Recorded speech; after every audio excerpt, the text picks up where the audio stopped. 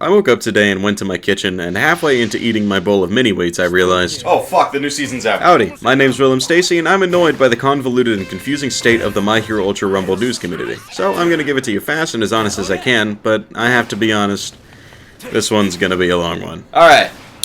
First, we're gonna get into the bread and butter and the part you were all waiting for. Tamaki, or Sun Eater, has officially been added to the game. Tamaki, as I mostly predicted, is a strike character, which, whoa Nelly, god, is he a strike character. His alpha has pretty damn good range, and when you hit it from far away, it does extra damage. It also has an alternate fire version where you aim and shoot, and it grabs an enemy and brings them towards you. This is insanely good and opens up an easy combo, but I'll get into that later. His beta is a big octopus arm that slashes whatever direction you're looking, kinda like Ida's beta. It also makes you slightly invisible if it hits. The invisibility runs out after a few seconds or if you use an attack other than your beta, meaning if you use your beta again, you will stay invisible. His gamma is the go fuck yourself move, a big laser that takes absolutely forever to charge up, and yeah, it does good damage, but it's super predictable since it takes like a whole hour to fully charge, so it's not that good. What do you mean using Nejire's abilities charges it instantly? So when Nejire hits your gamma with any of her abilities, it fully charges. And I already know what you Nejire fans are thinking. They made Nejire useful again! Yeah! Well, kind of, but not really. Yeah, it's useful, but I wouldn't say it makes up for her lack of combos and just kind of overall lackluster existence, but hey, any character can be good with the right player. Anyways, back to Tamaki. His special action is a big uppercut that brings you far into the air and brings enemies with it, does decent damage, and brings forth my favorite combo I've ever seen. For Tamaki, I was just maxing out your beta, then your alpha, and if you really want to, your gamma. And that brings me to the, how do you feel about having shield? Just kidding, it doesn't matter what you think. Combo. Aim and use your alpha to bring the enemy to you. Melee, special action, and use your beta. This is the epitome of go fuck yourself. It guard breaks at level 1. Tamaki has the potential to absolutely annihilate anyone early game and end game. He's just crazy strong. This is insane. His beta does great damage at a short cooldown. His alpha is just great and all around useful. And his gamma sure does exist, but that doesn't matter. They will nerf his damage at some point. There is no getting around that. But until then, be careful as hell around Tamaki's. This is a PSA, you will get your shield annihilated. Assault Endeavor was also confirmed this season, and let me get this out of the way, I am not covering it.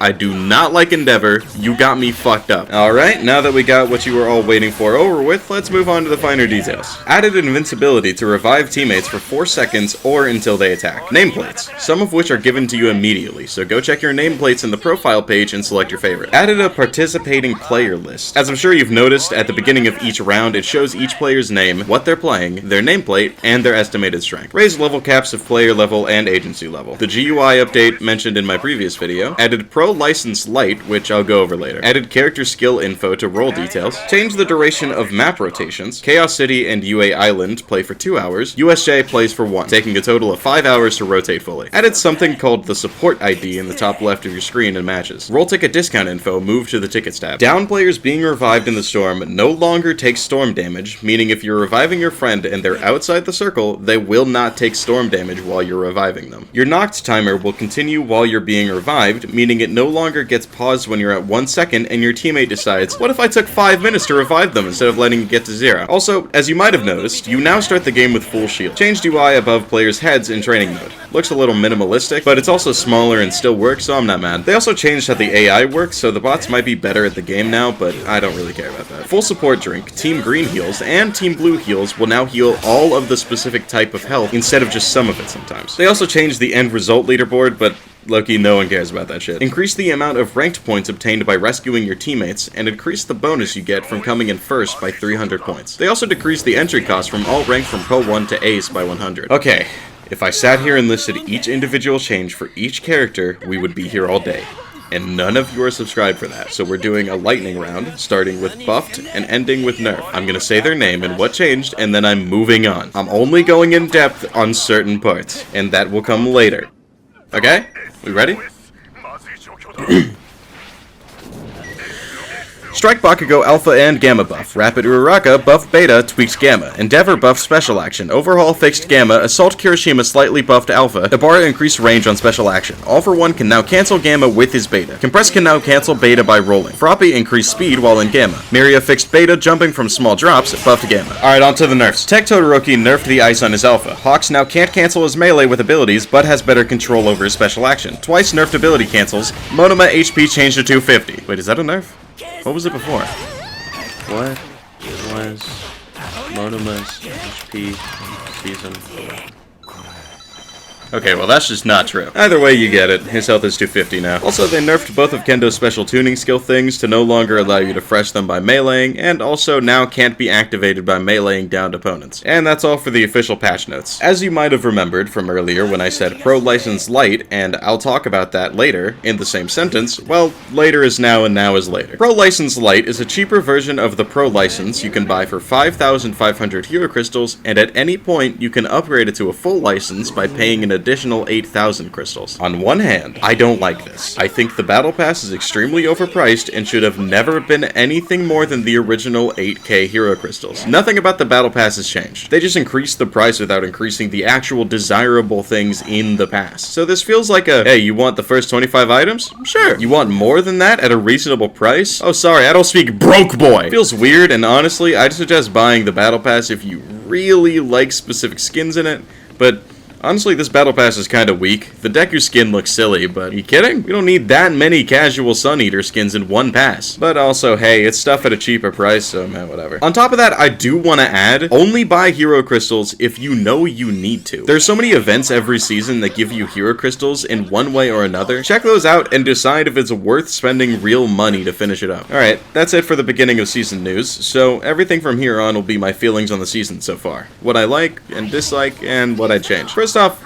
I just want to talk about how I actually feel about Tamaki. Oh my god, he's so fun. His moves are so busted, but they feel amazing to use, and like you're really one of the big three. As a wise man once said, tricks are for whores, I execute maneuvers. Because it feels like every action as Tamaki is calculated. Which brings me to my next point. Tamaki should have been a tech character. I do like that the big three are all different character types, but realistically, Nejire shouldn't be tech, Tamaki should. Tamaki feels like he's complicated, but simple at the same time. Like he has so many things going on, but also easy to pick up. It feels like they only called him a strike character because he does too much goddamn damage. If they nerfed his damage and maybe gave him another charge of his beta, he could have totally been a tech character. And also, Nejire being able to charge Tamaki's gamma does not make Nejire good. Yeah, she's useful, I guess, but it doesn't make her worth playing, in my opinion. Now some smaller details that I noticed. Starting the game off with full shield is rad. I don't know if that's a good thing yet, but I don't mind it. However, I also noticed it's not mentioned in the patch notes, like, at all. Maybe I just skimmed over it and missed it, but I didn't see it mentioned a single time, so it's possible someone fucked up somewhere, either in writing it down or in maybe adding it at all. Your knockdown timer continuing even while being revived is unironically one of my favorite parts of this season. Not because it's impacted me yet,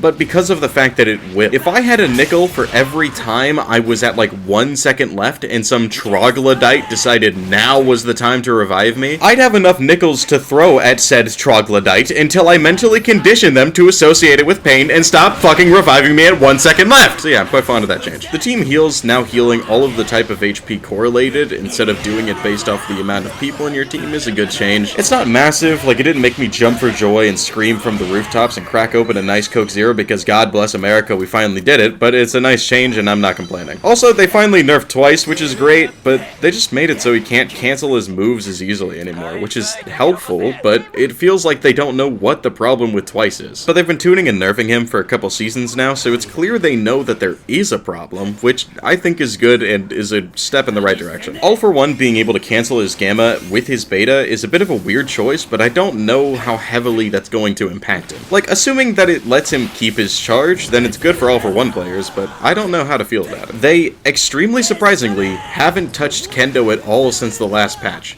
which I'm a little bit confused about, but the Kendo usage has gone down quite a bit, so it's not the end of the world. Let's take a look at the Reddit to see if we have any more leaks or theories that may or may not happen. Looks like we got some data mined info on the MIRIO skill set, which I still believe is going to happen halfway through the season. This info is brought to us by user CAD2039, linked to his post will be in the description. The MIRIO skill set appears to be more on the strike side, I would say, but I also think assault is possible. I wouldn't say he'd be tech, because it seems just a little bit too straightforward for that. His alpha seems to be a projectile-based air blast similar to Mount Ladies, in which he permeates when holding it down. It says to use movement input to increase speed, but I'm not completely sure if it means the projectile speed / fire rate, or if it means movement speed. His beta is a weird take on his current beta, in which he dives underground and punches upwards as he moves forward. It looks pretty cool, and I like the concept a lot, but so far it just seems like a better version of his current beta, since his normal one is crazy easy to dodge and predict. His gamma is called Sheer Counter, and this is why I think he's going to be an assault. And I cannot stress stress this enough, I love this idea. I've always been a big fan of counter moves and baiting people into hitting you only to immediately punish them for it. And one of my favorite types of moves on my main, hell fucking yeah. Do keep in mind that none of this is confirmed and it's just data mined info. Yeah, it's likely and a lot of people on the Reddit agree with it, but you never really know what's gonna happen, but here's to hope it gets real. Also, this is just a half-baked theory, but I feel like we're getting a new villain soon. It's definitely due, and we desperately need more characters in the villain category. Most likely Stained, but honestly, I'm hoping for Gentle Criminal. But yeah, that's all for this video, and I appreciate you sticking around until the end. Please like and comment, because it helps me reach more people and spread more trustworthy and genuine news. And also because I want to know what you think about the new season. The nerfs, buffs, anything of the sorts. So please comment, and of course stream my albums.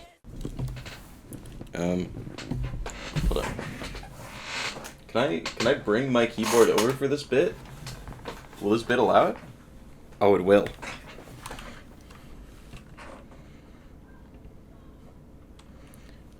What was Monoma's HP in Season 11?